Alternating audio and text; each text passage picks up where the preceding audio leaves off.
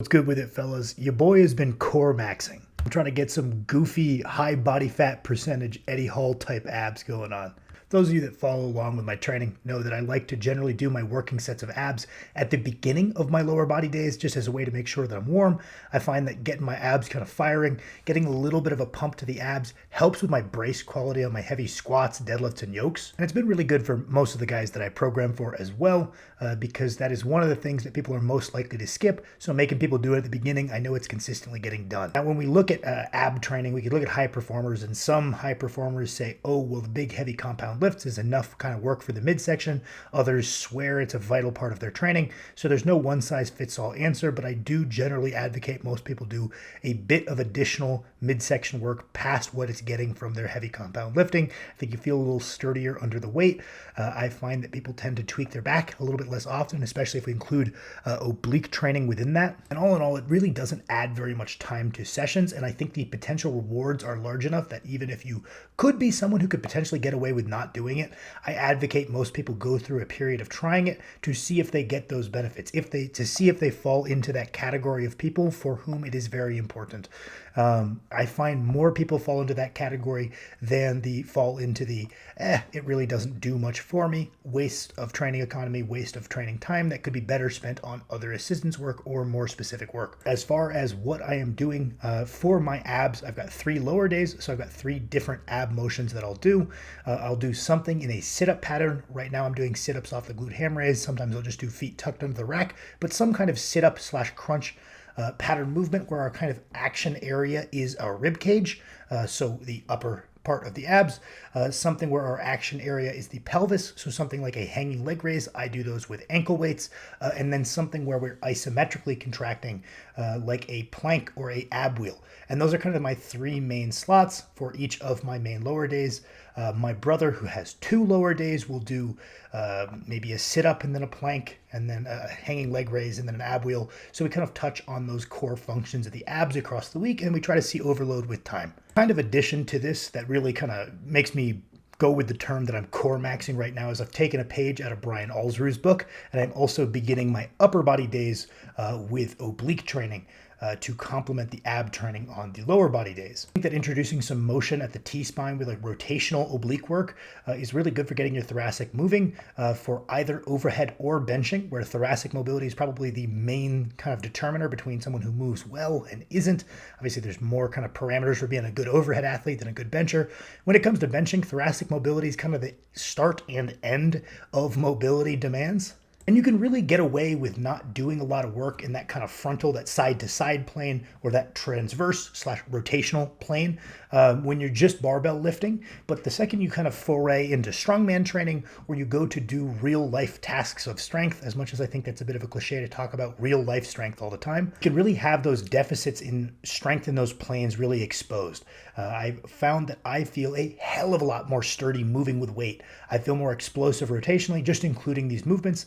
And as far as what I'm doing for the obliques to begin my upper days, I have one frontal plane day where I'm doing some kind of side bend. I've kind of outgrown dumbbell side bends. I would need a very heavy dumbbell. I can do them on a farmer's, but I have found that side bends off the 45-degree back extension, those will probably work for me for a long time. I don't think I'll outgrow them. They absolutely smoked my obliques. My QLs feel the strongest they've ever felt. My back feels unbelievably healthy, and it only takes me like 5 minutes that I probably would spend ditzing around trying to get generally warm at the beginning of my upper days. And then I follow that so we have some kind of active lateral flexion, and then we have resisting lateral flexion. So I just do a weighted side plank. I take a dumbbell, I put it on my hip, and the combination of these 2 exercises has made me feel so strong under my squats, feel real quick with my yokes.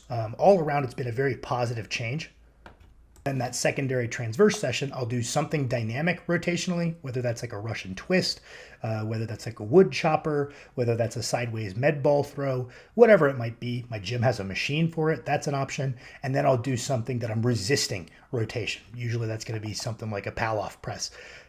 And I would encourage you guys to just start your lowers with an ab motion. Could be between 1 and 3 working sets that you progress with time and treat it seriously like you would anything else where we're trying to build muscle. And then again, begin your upper body sessions with an oblique movement that we're trying to progress with time. It's not a big time investment.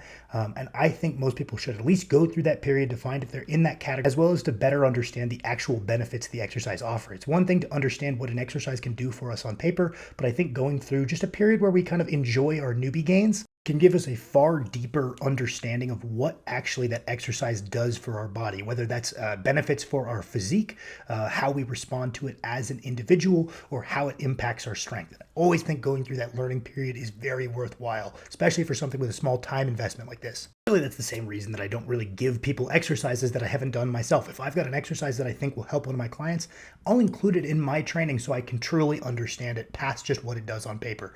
You know, it'd be easy to waffle and say, oh, but I've got a degree, I understand the most muscles associated. It's a totally different thing to truly understand the impact it has on your body, and then you have to see where that varies from person to person. But again, I just think it's worth a try.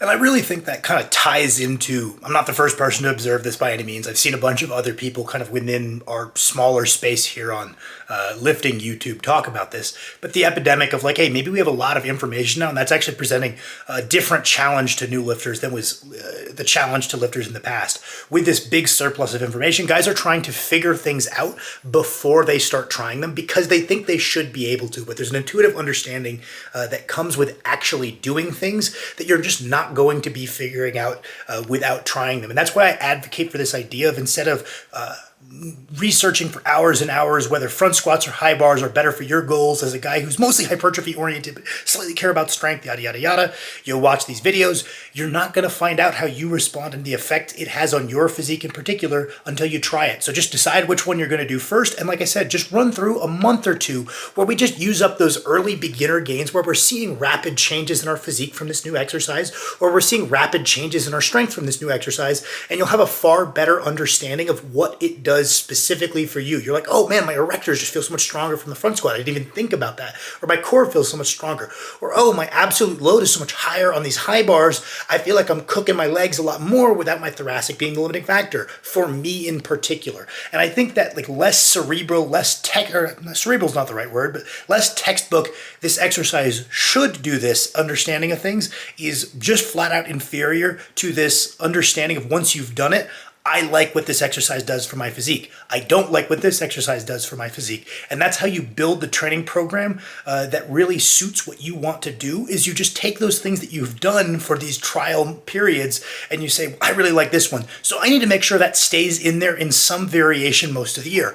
This one I'm kind of middling on. It can be in and it can be out, but identifying things where you're like, no, I really like the effect this has on my strength. I really like the effect that front squats have on my strength. It wasn't a pre-planned out, oh, well, on paper, we do a lot of front-loaded things in strongman. On paper, a front-loaded squat would probably be good. It's like kind of specific to my overhead events and my stone. It wasn't a pre-calculated thing that I like front squats for strongman. It's not that they're supposed to be good for strongman. It's that I did front squats, and then I went to do other stuff, and I could feel the strength that it built that I didn't have when I wasn't doing them. And I was like, man, that's pretty substantial. I can justify keeping those in there most of the year based on how big those benefits I felt was. And there's other things that I've tried that had smaller benefits. I'm like, okay, well, periods of the year. And there's other things I really didn't feel a lot of benefit at all, but it wasn't this pre-planned out thing where I'm doing it because of these reasons that I came up with before I started doing it. I came up with the reasons after doing it, to be honest, and that's usually how it works. That's not to say don't do research. It's not to say don't think about your lifting. Don't be a dummy, right? We can get things done faster. We all kick ourselves for we could have done a lot better job in our first year, but a lot of it does come down to, instead of figuring out why a lift should work for you and putting a lot of thought into rationale beforehand, it's trying a bunch of things that you hear do a good job for the general goals you want, seeing which one worked really well, and then trying to really understand why it worked. And that's a lot of that back-end rationale that I think does confuse people when they watch videos. So just a little bit of a ramble that I was thinking about today. Eat your meals, lift heavy.